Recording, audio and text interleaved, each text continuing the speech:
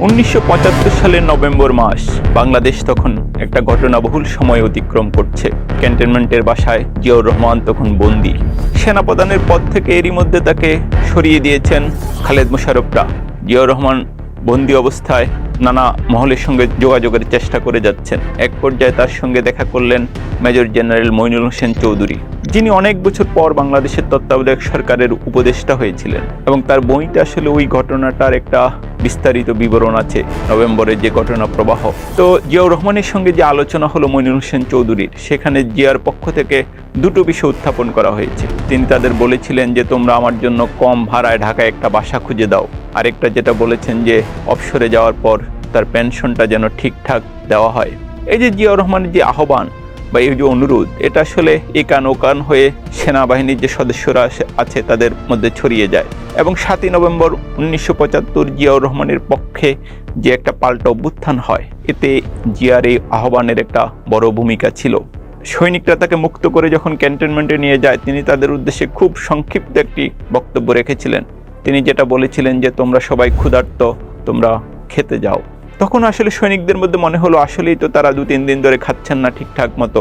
এবং খুব দ্রুত আসলে ক্যান্টনমেন্টে শৃঙ্খলা ফিরে আসে জিয়াউর রহমানের ওই বক্তব্যের প্রেক্ষাপটে। ইতিহাস বলি, নিয়তি বলি, জিয়াউর রহমানের পাশে এসে দাঁড়িয়েছে। ঘটনাবহুল একটা জীবন তার। কেউ তাকে পছন্দ করেন, কেউ অপছন্দ করেন। কারো চোখে তিনি নায়ক, কারো চোখে তিনি ভিলেন। কিন্তু বাংলাদেশের ইতিহাসে জিয়াউর রহমান একটি আলোচিত চরিত্র, এবং জিয়াউর রহমানকে বাদ দিয়ে বাংলাদেশের ইতিহাস আসলে লেখা সম্ভব নয়। এবং আমরা সেটা জানি যে নানা রকম ক্ষমতার পালাবদল, অভ্যুত্থান, পাল্টা অভ্যুত্থানের এক পর্যায়ে তিনি বাংলাদেশের প্রেসিডেন্টও হয়ে যান। কিন্তু জিয়াউর রহমানের যেটা সবচেয়ে বড় পরিচয়, 1971 সালের মার্চ মাসে কালুরঘাট বেতার কেন্দ্র থেকে তার কণ্ঠ শোনা গিয়েছিল। এবং যে কারণে অন্য অনেক সব পরিচয় চাপিয়ে ওই যে আমি মেজর জিয়া বলছি, এটাই তার জীবনের একটা মুখ্য পরিচয় থেকে গেছে আজও। জিয়াউর রহমানের বিরুদ্ধে অভিযোগ কি? তার বিরুদ্ধে সবচেয়ে বড় অভিযোগ হচ্ছে তিনি অবৈধভাবে ক্ষমতা দখল করেছেন। এই অভিযোগ আসলে অস্বীকার করার উপায় নেই। আমি যেটা বলতে চাচ্ছি যে জিয়াউর রহমানের যারা সমর্থক, তারাও হয়তো এই অভিযোগটা অস্বীকার করতে পারবেন না, কারণ বাংলাদেশের সংবিধানে সেনানায়ককে এভাবে ক্ষমতা দখলের কোনো এখতিয়ার দেওয়া হয়নি। একটা বিশেষ প্রেক্ষাপটে জিয়াউর রহমান রাষ্ট্র ক্ষমতা দখলে নেন। তারপরে জিয়াউর রহমানের বিরুদ্ধে আরেকটা যেটা প্রধান অভিযোগ, যে তিনি সেনা সশস্ত্র বাহিনীতে নির্বিচারে দমন অভিযান চালিয়েছেন এবং কোর্ট মার্শালের মাধ্যমে বহু সৈনিককে মৃত্যুদণ্ড দেওয়া হয়েছে, অনেকে আবার বিদ্রোহ দমনে নিহত হয়েছেন। এটার আসলে পক্ষে বিপক্ষে নানা বক্তব্য রয়েছে। একটা হলো গিয়ে সেনাবাহিনী তখন আসলে একটা বিশৃঙ্খল অবস্থায় ছিল এবং জিয়াউর রহমান অত্যন্ত কঠোর হস্তে সেটা দমন করেছেন। কিন্তু কোর্ট মার্শালে আসলে ন্যায় বিচার হয়েছিল কিনা সেটা নিয়ে আজও প্রশ্ন রয়ে গেছে। জিয়াউর রহমানের বিরুদ্ধে যেটা সবচেয়ে বেশি আলোচিত হয়, কর্নেল তাহেরের মৃত্যুদণ্ড।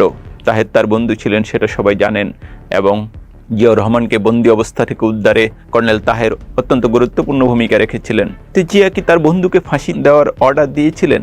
সেটা নিয়েও নানা আলোচনা। ব্যারিস্টার মওদুদ আহমদ সহ তখনকার ইতিহাসের অনেক গুরুত্বপূর্ণ চরিত্র এটা দাবি করেন যে কর্নেল তাহেরের যে মৃত্যুদণ্ড, সেটা জিয়ার একক কোনো সিদ্ধান্ত ছিল না। সেনাবাহিনীর তখনকার যারা শীর্ষ কর্মকর্তা ছিলেন, এরা প্রত্যেকে এ ব্যাপারে একমত পোষণ করেছিলেন। কিন্তু কর্নেল তাহেরের যে হৃদয় বিদারক মৃত্যু বা মৃত্যুদণ্ড যেটা কার্যকর, সেটার জন্য আসলে জিয়াউর রহমানের সমালোচনা থেকেই যাবে। জিয়াউর রহমানের সবচেয়ে বড় অ্যাচিভমেন্ট কি? আমি যেটা মনে করি যে জিয়াউর রহমান যখন বেঁচে ছিলেন, তার বাবা মা ভাই বোন এদের কারো নামই কেউ জানতো না। এবং এখনও হয়তো জিয়াউর রহমানের বাবা মায়ের নাম কেউ জানে না, ভাই বোনদের নাম ওইভাবে কেউ জানে না। এবং খালেদা জিয়াও আসলে আলোচনায় এসেছেন জিয়াউর রহমানের মৃত্যুর পর। তো জিয়াউর রহমান যেটা অনুসরণ করেছেন যে তার আত্মীয় স্বজনদের কখনো তার পাশে ভিড়তে দেননি। আরেকটা বিষয়, জিয়াউর রহমানের বিরুদ্ধে দুর্নীতির সেভাবে কখনো কোনো অভিযোগ ওঠেনি। যদিও এটা ঠিক যে রাজনীতিতে প্রবেশের পর তিনি রাজনীতিকে কঠিন করে তুলেছিলেন। যে তার সে বিখ্যাত dialogue, I will make politics difficult for politician.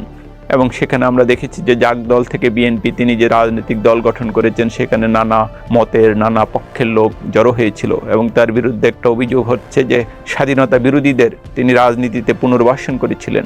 এবং আমরা দেখি তখন মুক্তিযুদ্ধের বিরোধিতাকারী অনেক ব্যক্তি, শাহজি সহ অনেকে গুরুত্বপূর্ণ পদে তখন চলে যান। জিয়াউর রহমানের পক্ষের লোকজন যেটা বলতে চেয়েছেন যে জিয়া সকল মতের মানুষকে নিয়ে এগুতে চেয়েছিলেন। এখন জিয়াউর রহমানের যে গঠিত রাজনৈতিক দল বাংলাদেশ জাতীয়তাবাদী দল বিএনপি, শুরুতে আরেকটা কথা বলে রাখা প্রয়োজন যে বিএনপি যখন গঠিত হয় তখন জাদু মিয়া অত্যন্ত গুরুত্বপূর্ণ ভূমিকা রেখেছিলেন। জিয়াউর রহমান তার সঙ্গে নানা ইস্যুতেই পরামর্শ নিয়েছেন এবং যেটা বলা হয় যে জিয়াউর রহমান আসলে বক্তব্য খুব ভালো দিতেন না, কিন্তু তখন জাদু মিয়া তাকে জিজ্ঞেস করেছিলেন যে আপনি ভালো পারেন কি, যেটা বলা হয় যে জিয়াউর রহমান ভালো হাঁটতে পারেন। সেখান থেকে আসলে খাল কাটা কর্মসূচিটা আসে এবং জিয়াউর রহমান গ্রামের পর গ্রাম হেঁটে বেরিয়েছেন। পরের আলোচনায় ফিরে আসি যে জিয়াউর রহমান বাংলাদেশ জাতীয়তাবাদী দল বিএনপি গঠন করেন, সেখানে নানা দল মতের লোকের একটা সম্মিলন হয় এবং আরেকটু পরিষ্কার করে বললে আসলে আওয়ামী লীগ বিরোধী একটা প্রধান রাজনৈতিক শিবিরে পরিণত হয় তার গঠিত জাতীয়তাবাদী দল বিএনপি। বিএনপি এখন তার ইতিহাসের সবচেয়ে ক্রান্তিকাল অতিক্রম করছে এবং অনেকে সংশয় প্রকাশ করেন যে বিএনপি আবার কি তার শক্ত অবস্থানে ফিরতে পারবে কিনা। এখন যেটা একটা বড় প্রশ্ন যে জিয়াউর রহমানের বাড়ি যদিও বগুড়া, কিন্তু বিএনপি আসলে জিয়াউর রহমানের একটা প্রধান বা আসল ঠিকানা আমরা বলতে পারি, কিন্তু সেখানে কি তিনি আছেন? কারণ ওই যে আমি যেটা বললাম, জিয়াউর রহমানের বিরুদ্ধে দুর্নীতির অভিযোগ যারা সমালোচক তারাও কখনো তুলতে পারেননি, কিন্তু বিএনপির বিশেষ করে সর্বশেষ যখন 2001 থেকে 6 সাল পর্যন্ত তারা ক্ষমতায় ছিল, বিএনপি নেতাদের বিরুদ্ধে অনেক দুর্নীতির অভিযোগ আমরা দেখতে পেয়েছি এবং অনেক অভিযোগ আসলে সেইভাবে নিষ্পত্তিও হয়নি। জিয়াউর রহমান জাতীয়করণের বিরোধী ছিলেন, তিনি যে নিজের পরিবারের সদস্যদেরকে কোথাও গুরুত্বপূর্ণ কোনো স্থানে দেননি সেটাও কি বিএনপি অনুসরণ করছে? বাংলাদেশি জাতীয়তাবাদ জিয়াউর রহমানের রাজনীতির মূল ভিত্তি ছিল, তিনি যে আদর্শ দিয়ে গেছেন সেটা কি বিএনপি অনুসরণ করছে?